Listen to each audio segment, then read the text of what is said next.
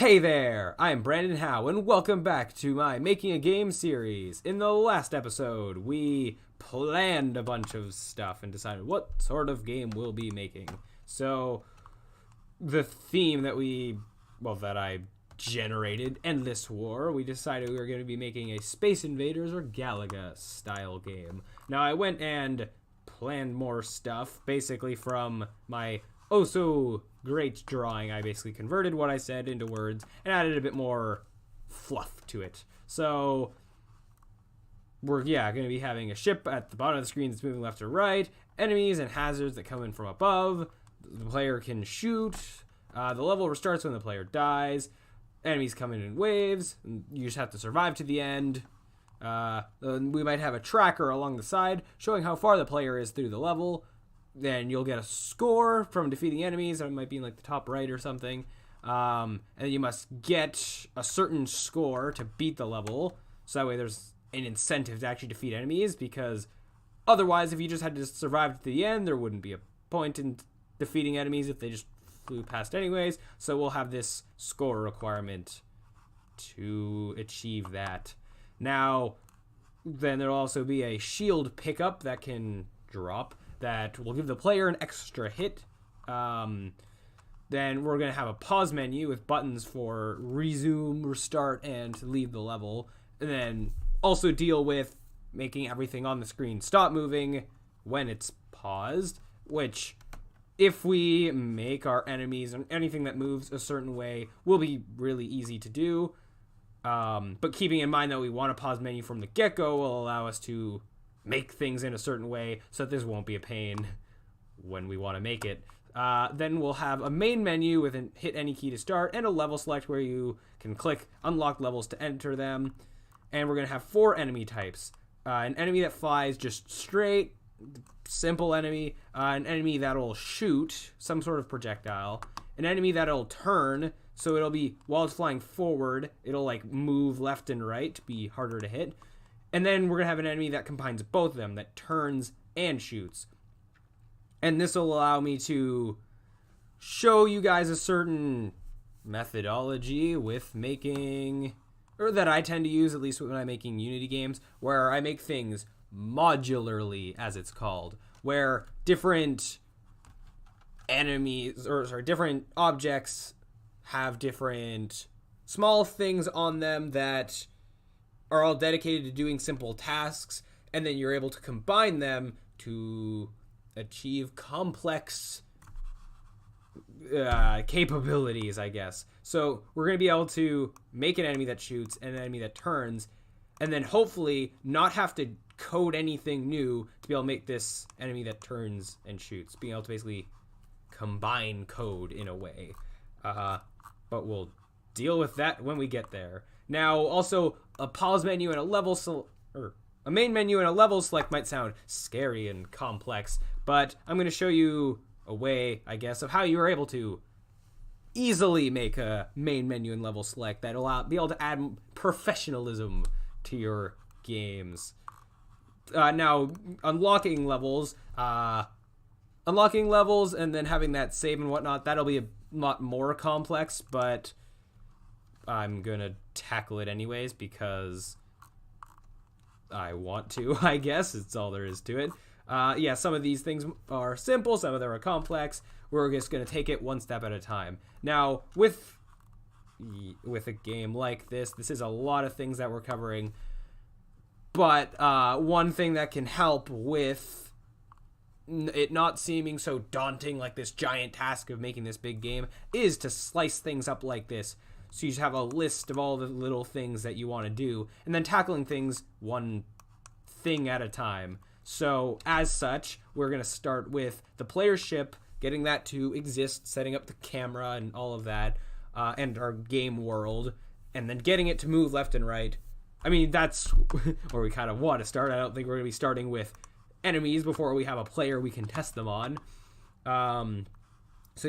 As well. So I said before that I'm going to be using the Unity game engine to make this game.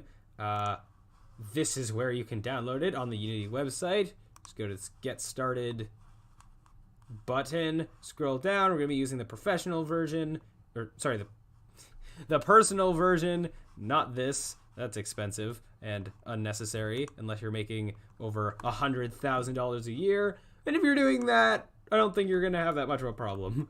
So then, just downloading it from here, going through the installation process, and it's as simple as that. And then for 3D modeling stuff, for the most part, at least for the beginning, we're just going to be sticking with like cubes and circles and stuff.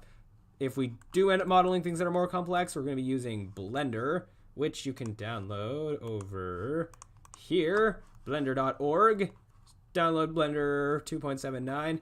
Actually, Blender's also about to get this huge update, although this isn't fully compatible with Unity yet, and it's also in beta. It's not finished, yada yada. I'm going to stick with 2.79 for now, but by the time you see this, if this is years in the future, then you'll be using this and everything will be different and whatnot. But oh well, I'm back in past times when I have to use this, so it's what I'm gonna do. So now, finally, drum roll please, we can finally actually get started actually making the game. So this is what you have, main empty scene when you launch Unity. I'm gonna try and keep things basic, explain things where I need to. I don't really know where this is gonna rank in terms of being beginner, advanced, whatever. I'm gonna say maybe an in-between or elements of both.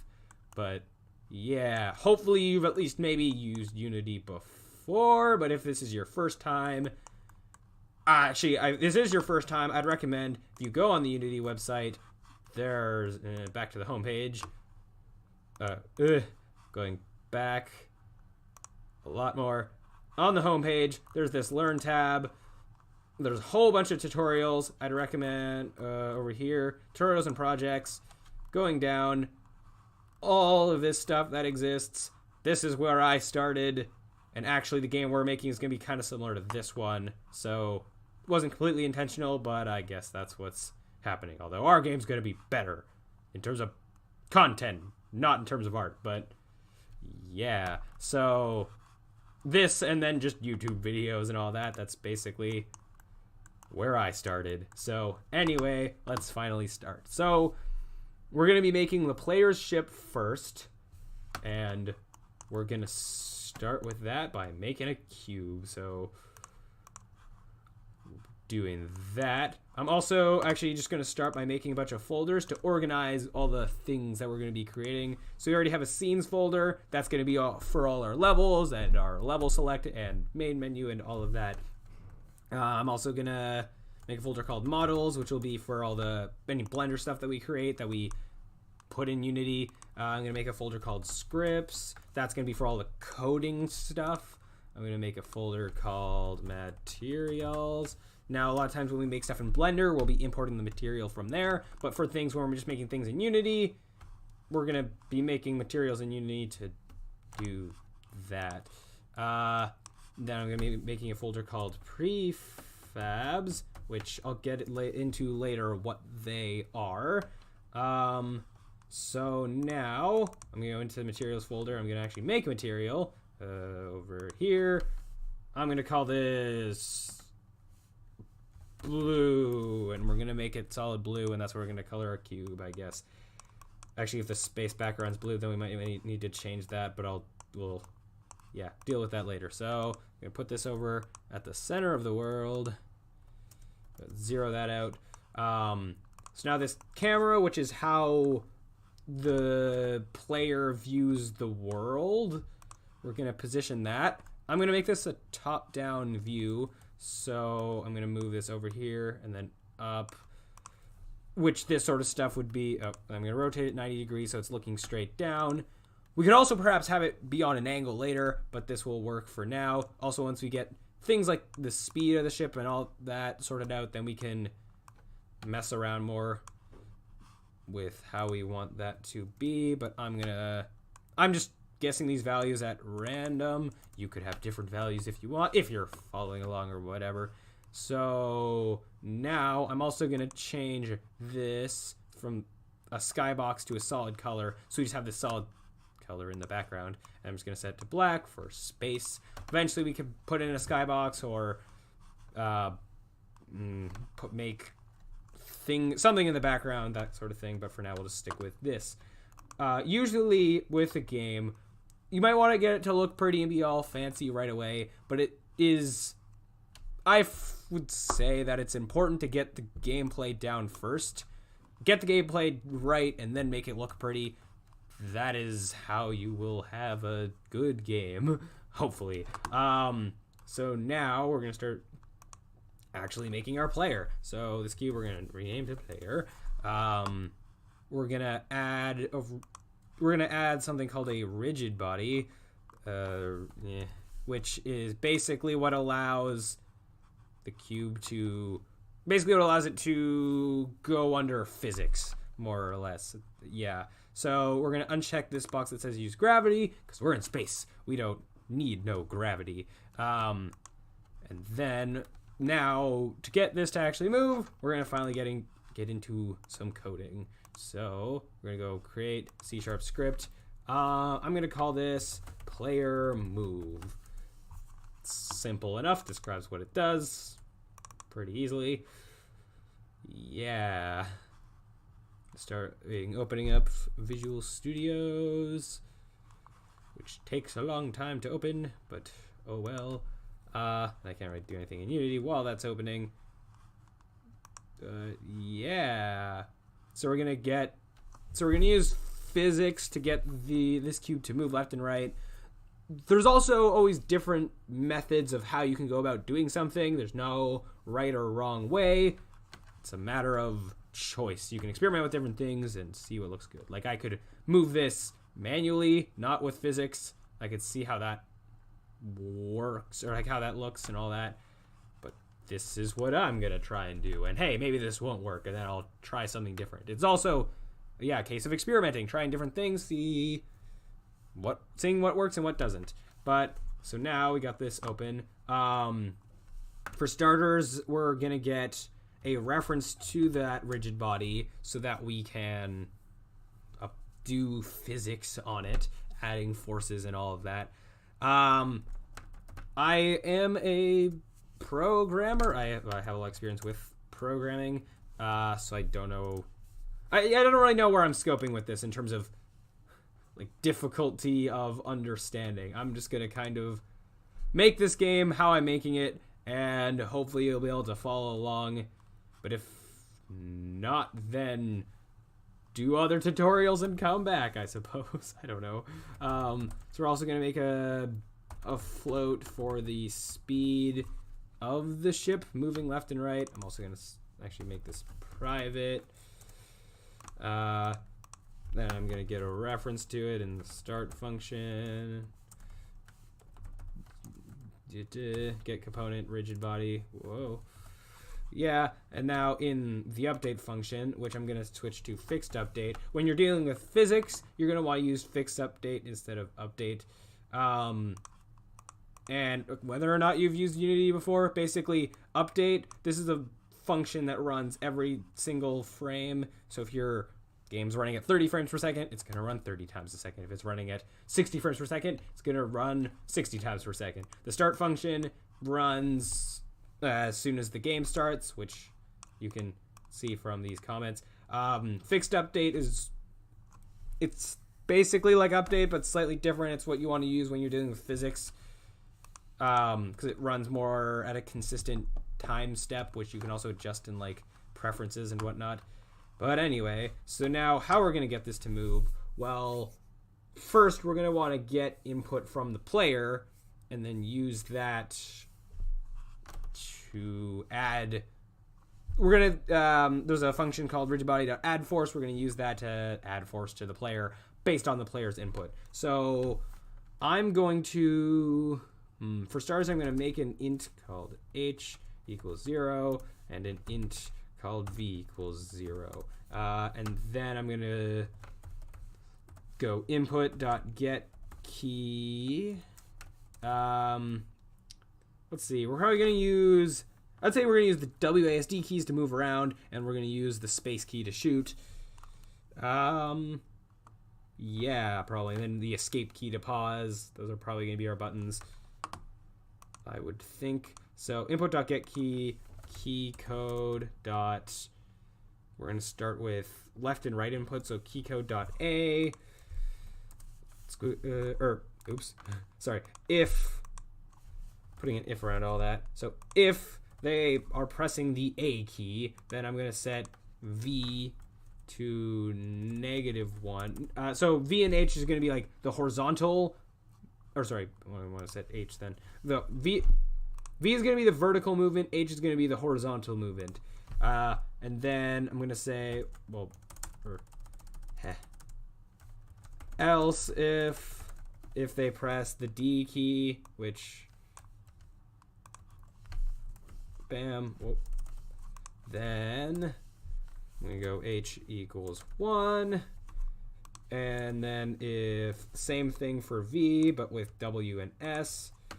So copying that, if they hit W, and if they hit S, then we're going to set V, this would be V equals 1, and this is going to be V equals -1. The order doesn't really matter. I guess it could be fine-tuned. If they're holding both at once, then they're going to move up here, and if, yeah, which shouldn't really matter, but we can change it if need be. So now we're going to make, oh wait, I'm missing some brackets, but that's fine. So now we're going to make a vector 3 called move vector. And then that's going to be equal to, so I'm going to say,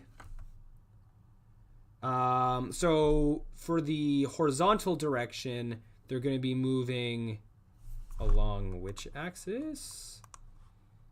I have to wait for it to, because I've saved, I'm going to have to wait for it to compile back to the scene view. So where's the camera? The camera's there facing down, so I guess we're moving this way.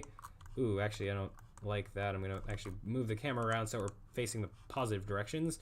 So I'm going to move the camera to this side and then just flip it on that axis by 180. I'm going to move it like, oh wait, no, sorry, I'm going to want it like this. Oh wait, hold up. Sorry. So yeah, oh no, I don't want to flip it. I just want it, or is that how that already was? Oh, that is how it was. Sorry, I was looking at it backwards. So that's at the bottom. It is moving that way. So you're moving, this red axis is the x-axis, this is the z-axis, this is the y-axis. So for the for the horizontal component, we'll be moving along the h-axis, sorry, the x-axis, and then for the vertical, we're going to be moving along the z-axis, which in Unity correlates to, I believe, vector 3 dot right, I think, is the x-axis, which we're going to multiply by h, and then we're going to add vector 3 dot, I think forward is the z-axis. If I'm wrong, I can then just change it. So we're basically going to add these two vectors together, and then we're going to apply that as a force to the player. Rigid body dot add force, this move vector multiplied by speed vector, or just no, speed is just a float up there. Yeah. Talking while coding is seeming to be harder than I initially thought it was going to be, but we should be fine. So now we have to actually add this script to our player, so I'm going to do that. Shazam, and now we have the speed, which I'm just going to put in 10. We'll see if that works. Now for starters, the movement should be a little weird. Yeah, so we got movement now, and I did guess right, so that's good.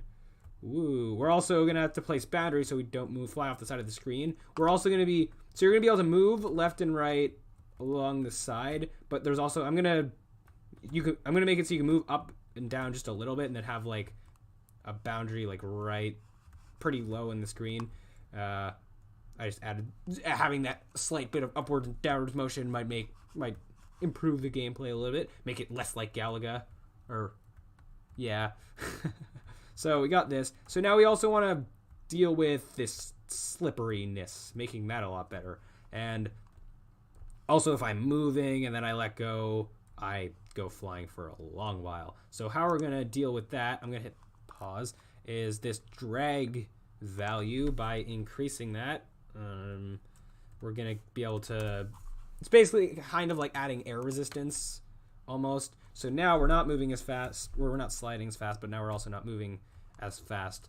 So basically what we're going to do here is we have to find a nice balance between this drag variable and this speed. I'm going to try, let's go 50 and 5. Sometimes your speed might end, oh. Okay, that's interesting.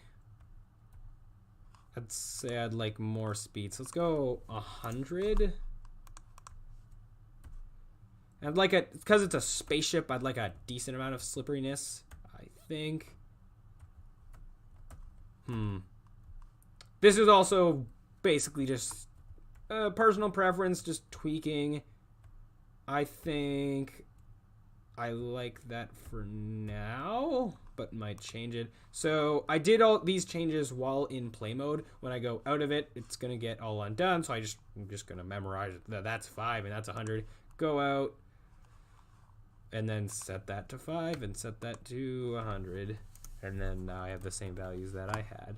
I'm also gonna do this now. I don't know how much this will affect things, but just in case, I'm gonna freeze the rotation on the player completely because we don't need them rotating for any reason right now, or I don't think we'll ever need them to rotate. I'm also going to, because they're not gonna be moving on the y-axis at all, I'm gonna freeze their position on the y-axis just so we don't have any mishaps that completely break the game. So now we got the player working, but we also have a problem with them flying off the edges of the screen. So we're going to create invisible colliders that are going to stop that. So I'm going to create an empty. I'm going to call it boundaries, and we're going to, this is just to be organizationally clean. That's going to store them. Actually, no, I'm going to just, how do I want to do this? I'm just going to, I shall make another empty inside called